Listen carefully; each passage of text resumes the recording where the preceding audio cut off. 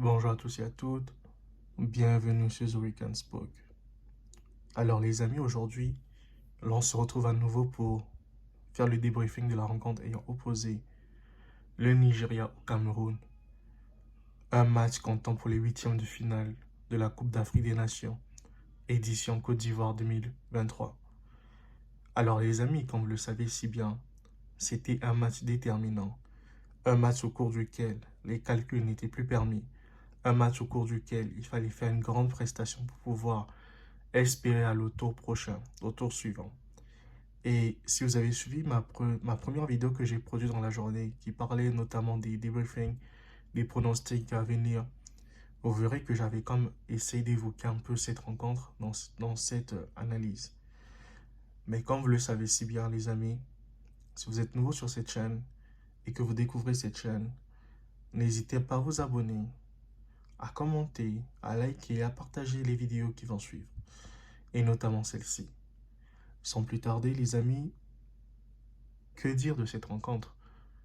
Aujourd'hui, on a vu deux équipes, deux belles équipes africaines s'affronter, mais on a aussi vu une différence de niveau entre les deux équipes en fait.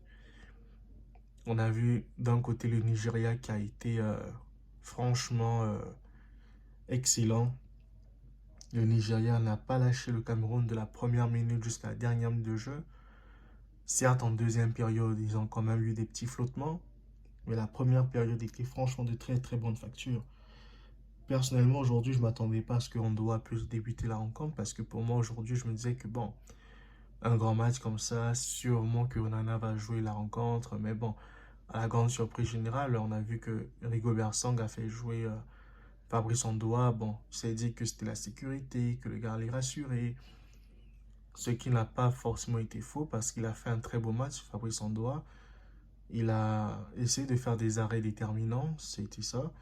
Même si le premier but du Nigeria, que le Nigeria marque, pour ma part, il est quand même assez fautif sur cette occasion parce qu'il fait il fait la même sortie que Onana avait comme fait contre le Sénégal aussi. Il boxe de la même façon et puis bon, à la retombée du ballon, les Naïdia prennent la balle. Les joueurs du Nigeria, ils ont comme récupéré cette action.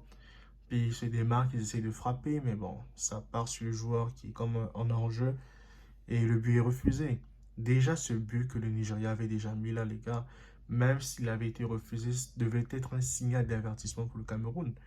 Malheureusement, le Cameroun est comme tombé dans une mauvaise façon de jouer qui se dit que non, écoutez, c'est le schéma, on va les laisser venir, on va leur mettre en confiance, on va leur permettre de jouer. Mais sauf que les amis, le Nigeria, c'est pas la Gambie. Le Nigeria, c'est pas les Comores. Le Nigeria, c'est pas le Burkina Faso. Le Nigeria, c'est pas les petites équipes que le Cameroun avait comme battu à la CAN organisée au Cameroun, là. Pour être précis, les gars. Le Nigeria, c'est le haut niveau. Et le Nigeria, aujourd'hui, a démontré que les gars, quand vous leur donnez cette confiance-là, ils marquent un but, ben, ils sont excellents. Pour ma part, le Nigeria, dans cette Coupe d'Afrique des Nations, a été excellent contre la Guinée équatoriale. Contre la Côte d'Ivoire, le Nigeria n'a presque pas joué du tout. Après le Nigeria contre la Guinée-Bissau, on n'a même pas du tout joué. C'est-à-dire qu'ils se sont comme préservés et tout. Mais aujourd'hui, contre le Cameroun, le Nigeria a sorti l'armada offensive. Le Nigeria a fait la différence. Le Nigeria était, franchement, a été impactant. Les gars, défensivement, offensivement, en intensité. Les gars ont tout donné. Le Cameroun n'a cadré aucun tir, les amis. Aucun tir. Aucune frappe cadrée pour le Cameroun. Et ça, c'est problématique, ça. Quand on est une grande nation du football africain, 5 fois champion d'Afrique, comme on aime le dire, un pays qui fait peur, le continent, comme on s'appelle le continent. Quand on est une équipe qui est le continent, ben, le Cameroun se doit de gagner. Le Cameroun se doit de faire un match exemplaire, un match exceptionnel. Et encore une fois de plus, ce que moi, j'ai pas compris, c'est la composition d'équipe de Rigobert Song, les amis.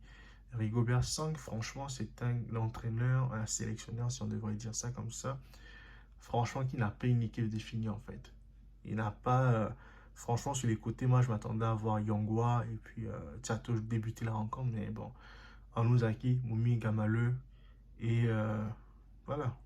Et puis bon, Gonzalez qui est franchement... Je ne sais pas si ce joueur-là, il joue où, là, mais franchement, c'est pas ça le niveau Cameroun. Gonzalez, quand même, les gars. Donc, et puis on a vu un Victor Osimhen qui a pesé sur la défense camerounaise. On a vu un Osimhen qui a été excellent, un Osimhen qui a terrorisé cette équipe camerounaise. Franchement, quand le gars avait la balle, il a fait les différences. Le premier but, le Nigeria vient par Osimhen. Une perte de balle stupide de Gonzalez, ça emmène le but de Adim... Ah non, Lookman. C'est Lookman qui marque. Oui, Adimolo à Lookman. C'est lui qui va marquer le premier but. Franchement, sur cette erreur défensive, une bonne touche de balle que le gars est censé mettre devant. Mais le gars, je sais pas, il se retourne, il sait qu'il n'a pas la force quand parle l'attaquant. L'attaquant est constamment en mouvement et lui, il va de l'avant. Toi, tu es le défenseur, tu es censé projeter tes balles dans le sens inverse. Mais tu prends quand même la balle, tu te retournes avec ça vers ton corps. Au lieu même de lâcher la balle à ton goal, non, il veut conserver comme Boukari. Et il perd.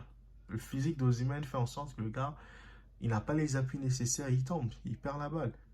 Et là, quand tu fais ça comme ça face à Osimhen, ben, j'ai vu cette occasion, je me suis dit, il a mis une frappe enroulée. Maintenant, le gars, il a préféré décaler son coéquipier qui frappe aussi, mais malheureusement, Fabrice Ondoa, franchement, il a intercepté très tôt. Il pensait qu'on allait mettre la balle au premier poteau. Or que la balle passe sous lui, il freine un peu la balle, mais Gonzalez n'a pas le temps de la dégager comme en dehors des lignes du but là et tout. Donc ça fait en sorte que Cameroun encaisse son premier but. Le deuxième but, c'est en fin de partie.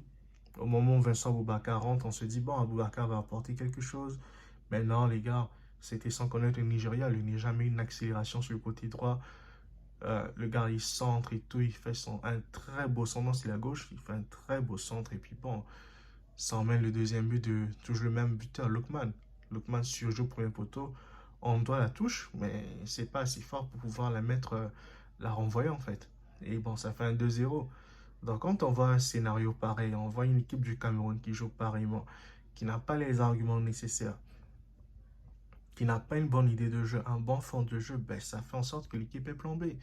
Et ça a été le cas aujourd'hui. Le Cameroun s'est plombé tout seul, les amis. Le Cameroun s'est sabordé comme le Ghana l'avait fait il y a quelques temps.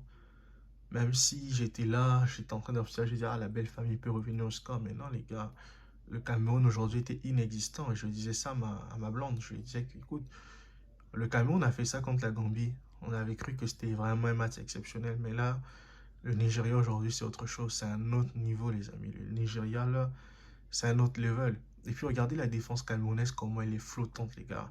Regardez le bloc défensif de Naïdja. Comment est-ce qu'ils défendent, les gars. Le Nigeria, franchement, avec leur bloc défensif, les gars, ils sont excellents. Ils ont un bloc défensif, ils ont une présence défensive. Même si le gardien, moi Bali, est sorti sur blessure, mais les gars, je pense qu'il va revenir. Même le Unzuo, c'était l'ancien gardien titulaire du Nigeria. Il reprend sa place dans les buts. Le Nigeria a du talent, comme des joueurs à tous les postes qu'il faut, en fait.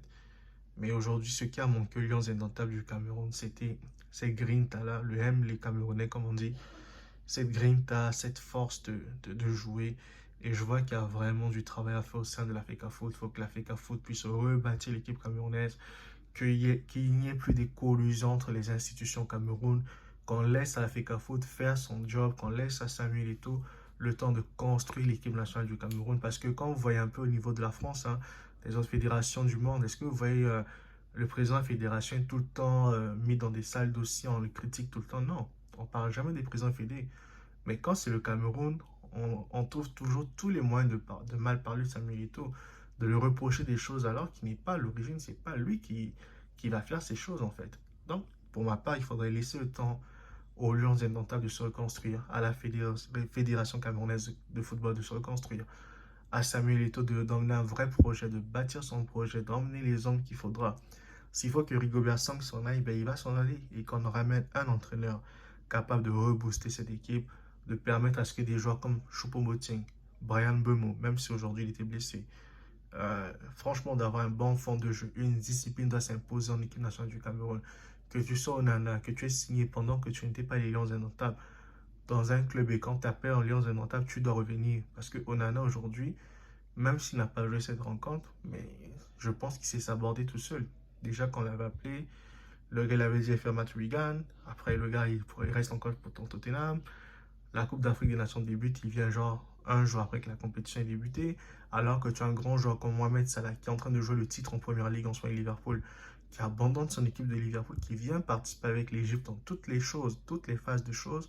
Ça montre déjà franchement, le niveau, en fait, de mental, en fait, entre les deux coéquipiers, ou les deux adversaires, devrais-je dire, c'est ainsi. Donc, pour ma part, il faut laisser à Fecafoot le temps de construire son équipe, à Samuel Eto'o de faire son équipe, de bâtir cette équipe, parce que c'est un grand joueur, et je pense que c'est un grand dirigeant, et qui saura faire les choses pour le bien du peuple camerounais, parce qu'il est le premier concerné. Quand l'équipe du Cameroun perd, il est le premier concerné. Quand l'équipe du Cameroun gagne, il est le premier concerné. Vous voyez déjà ses joies quand le Cameroun gagne. Vous voyez comment est-ce qu'il est joyeux, il est heureux. Ça veut dire que ça lui fait mal aujourd'hui. Donc, les amis, moi, c'était un peu ça que j'avais à dire pour cette rencontre du Cameroun. J'espère que le Cameroun va se relever, comme toujours, et qu'ils vont arrêter de se reposer sur leurs acquis et qu'ils vont commencer à jouer un football. Parce que 2017 à aujourd'hui, ça fait déjà 7 ans, c'est beaucoup. Le Cameroun ne doit pas rester dans de longues attentes comme ça. Donc, les amis, c'était un peu ça pour ma part. Si vous avez aimé cette vidéo, abonnez-vous, commentez, likez, partagez massivement autour de vous afin que nous soyons de plus en plus nombreux sur cette chaîne. Moi, je vous dis à très bientôt pour un prochain numéro. Restez connectés. Passez une excellente journée. Bye guys. Ciao.